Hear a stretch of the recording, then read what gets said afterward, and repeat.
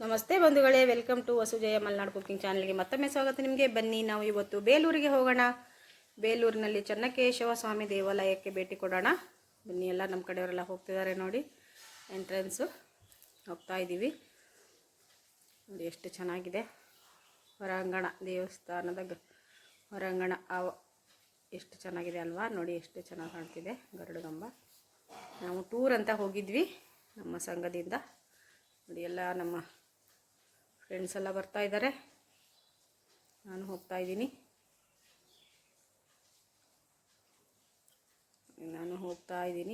ಎಲ್ಲ ಜೊತೆಗೆ ನಮಸ್ಕಾರ ಮಾಡ್ಕೊಂಡು ಹೋಗೋಣ ಅಂತ ಇಲ್ಲೇ ನಮಸ್ಕಾರ ಮಾಡ್ಕೊತಿದ್ದೀನಿ ನಾನು ನೋಡಿ. ಎಷ್ಟು ಚೆನ್ನಾಗಿದೆ ಕರಕುಶಲತೆ, ಶಿಲ್ಪಿ ಕಲೆ ನೋಡಿ. ಎಷ್ಟು ಕೆತ್ತನೆ, ಕಲ್ಲಿನ ಕೆತ್ತನೆ ಎಷ್ಟು ಚೆನ್ನಾಗಿದೆ ಅಲ್ವಾ. ಇದು ಮೇಲ್ಗಡೆ ಚಾವಣಿ ಅಂತಾರಲ್ಲ, ಕಂಬಗಳು ನೋಡಿ. ಕಂಬ ಒಂದೊಂದು ಕಂಬನ ಒಂದೊಂದು ಕತೆ ಹೇಳುತ್ತೆ ಇಲ್ಲಿ. ಕಲ್ಲಿನ ಕಂಬ, ಇತಿಹಾಸ ಇರುವಂಥ ದೇವಾಲಯ ಇದು.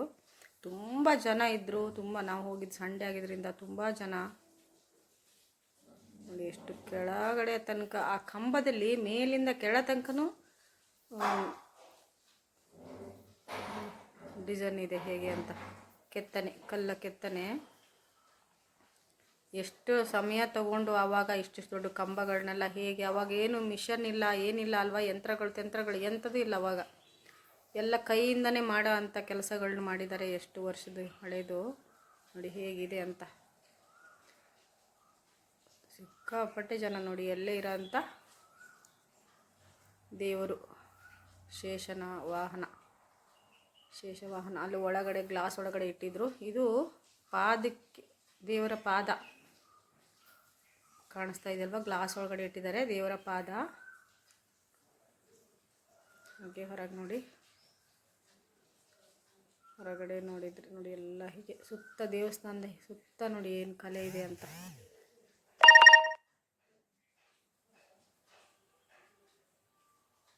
ದೇವಸ್ಥಾನದ ಸುತ್ತ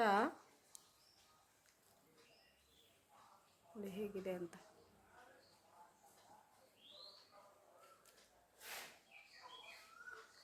ಆ ಕಡೆ ಈ ಕಡೆ ಬೆರಳು ಹಾಕಿದರೆ ಹೀಗೆ ಬೆರಳು ಹೋಗುತ್ತೆ, ಅಷ್ಟು ಚೆನ್ನಾಗಿ ಮಾಡಿದ್ದಾರೆ ನೋಡಿ.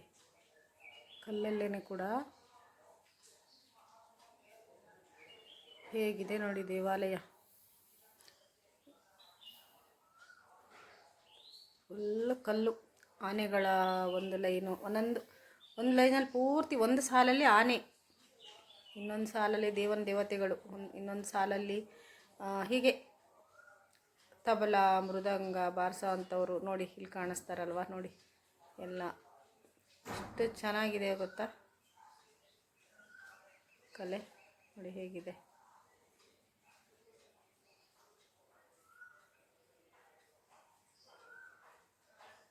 ಎಲ್ಲಿಂದ ಎಲ್ಲಿ ತನಕ ಹೋದ್ರೂ ನೋಡಿ.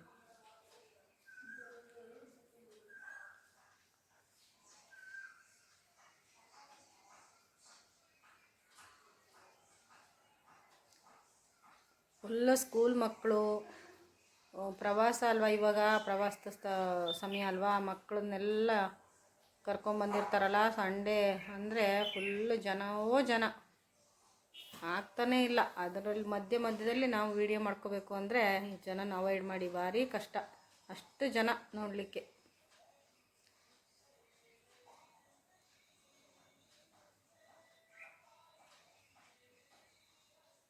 ನೋಡಿ, ಆನೆ ಮೇಲೆ ಕುತ್ಕೊಂಡು ಯುದ್ಧಕ್ಕೆ ಹೋಗ್ತಿದ್ರಲ್ವ ಆವಾಗ, ಅದನ್ನು ಕೂಡ ಇದೆ ಹೇಗಿದೆ ಅಂತ.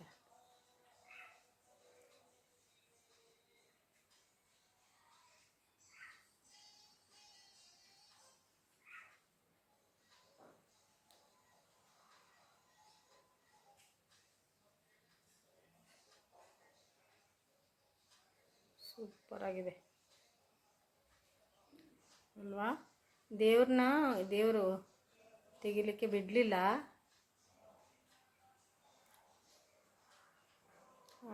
ಗರ್ಭಗುಡಿ ಒಳಗಡೆ ಬೇಡ ಮಾಡ್ಕೋಬೇಡಿ, ಹೊರಗಡೆ ಎಲ್ಲ ಮಾಡ್ಕೊಳ್ಳಿ ಅಂತ ಅಂದರು. ದೇವ್ರಿಗೆ ಗರ್ಭಗುಡಿ ಒಳಗೆ ಎಲ್ಲೂ ವೀಡಿಯೋ ಮಾಡಲಿಕ್ಕೆ ಅವಕಾಶ ಇರೋದಿಲ್ಲ ಬಿಡಿ. ಮೂಲ ದೇವ್ರನ್ನ ತೋರಿಸ್ಬೇಡಿ ಅಂತ ಇರ್ತಾರೆ. ಯಾಕಂದರೆ ಅದೊಂದು ಪದ್ಧತಿ ಇರಬೇಕೇನೋ. ಎಲ್ಲಿ ತನಕ ಹೋದ್ರೂ ಯಾವ ದೇವಸ್ಥಾನಕ್ಕೆ ಹೋಗಿ ನೀವು ಮೂಲ ದೇವ್ರನ್ನ ತೋರಿಸೋದು ಬೇಡ, ಸುತ್ತಮುತ್ತ ತಗೊಳ್ಳಿ ಅಂತ ಹೇಳ್ತಾರೆ. ನೋಡಿ ಇದು ಹೇಗಿದೆ ಅಲ್ವಾ. ನೋಡಿ ಮೂಲ ದೇವರಾದರೂ ಒಂಚೂರು ತೊಗೊಂಡೆ ನಾನು. ಚೆನ್ನಕೇಶವ ನೋಡಿ ಕಾಣಿಸ್ತಿದೆಯಲ್ಲ. ನಮಸ್ಕಾರ ಮಾಡ್ಕೊಳ್ಳಿ, ದರ್ಶನ ಮಾಡ್ಕೊಳ್ಳಿ. ಹಾಗೆ ಹೊರಗೆ ಬಂದ್ವಿ. ಮತ್ತು ನೋಡಿ ಹೇಗಿದೆ ಅಂತ ಇಲ್ಲಿ ಕಾಣಿಸ್ತಿದೆ ನೋಡಿ. ಶಿವ ಪಾರ್ವತಿ ಅಂದರೆ ಎಲ್ಲ ಕಲ್ಲಿನ ಕೆತ್ತನೆ, ದೇವತೆಗಳನ್ನೆಲ್ಲ ಕೆತ್ತಿದ್ದಾರೆ ನೋಡಿ ಎಷ್ಟು ಚೆನ್ನಾಗಿದೆ ಅಂತ. ಕಲ್ಲಿನ ಕೆತ್ತನೆ ಭಾಳ ವಿಶೇಷವಾಗಿದೆ ಮಾತ್ರ, ವಿಶೇಷದಲ್ಲಿ ವಿಶೇಷ. ದೇವತೆಗಳು ಯಾವ್ಯಾವ ದೇವರಿದಾವಲ್ವ, ನಮ್ಮ ಮುಕ್ಕೋಟಿ ದೇವತೆಗಳೆಲ್ಲ ಇಲ್ಲಿ ನೋಡಿ. ಇನ್ನೊಂದು ಪಕ್ಕಕ್ಕೆ ಅಮ್ಮನವ್ರ ದೇವಸ್ಥಾನ ಇದೆ, ಇದು ಪಕ್ಕಕ್ಕಲ್ಲೇ ಇದೆ. ಅದಕ್ಕೂ ಬಂದ್ವಿ. ಅಲ್ಲೂ ತುಂಬ ಜನ, ದೇವ್ರನ್ನ ತೋರಿಸ್ಲಿಕ್ಕೆ ಆಗ್ತಾ ಇಲ್ಲ. ಬಂದ್ವಿ, ಮಾತಾಡಿದ್ದಾರೆ ನೋಡಿ. ಅದು ನಮಸ್ತೆ ಸರ್. ನಮಸ್ಕಾರ ಸರ್, ದೇವಸ್ಥಾನದ ಬಗ್ಗೆ ಅಥವಾ ಏನಾದ್ರು ಸ್ವಲ್ಪ ಡೀಟೇಲ್ ಕೊಡ್ಲಿಕ್ಕೆ ಆಗುತ್ತಾ? ಖಂಡಿತ ಮೇಡಮ್, ಖಂಡಿತ ಹೇಳ್ತೀವಿ. ಯಾಕೆ ನಾವು ದೇವಸ್ಥಾನದಲ್ಲಿ ಆಗಿರೋದ್ರಿಂದ ದೇವಸ್ಥಾನ ಬಗ್ಗೆ ಹೇಳ್ತೀವಿ. ಹೇಳಿ. ವಿಷ್ಣು ದೇವಸ್ಥಾನ ಇದು.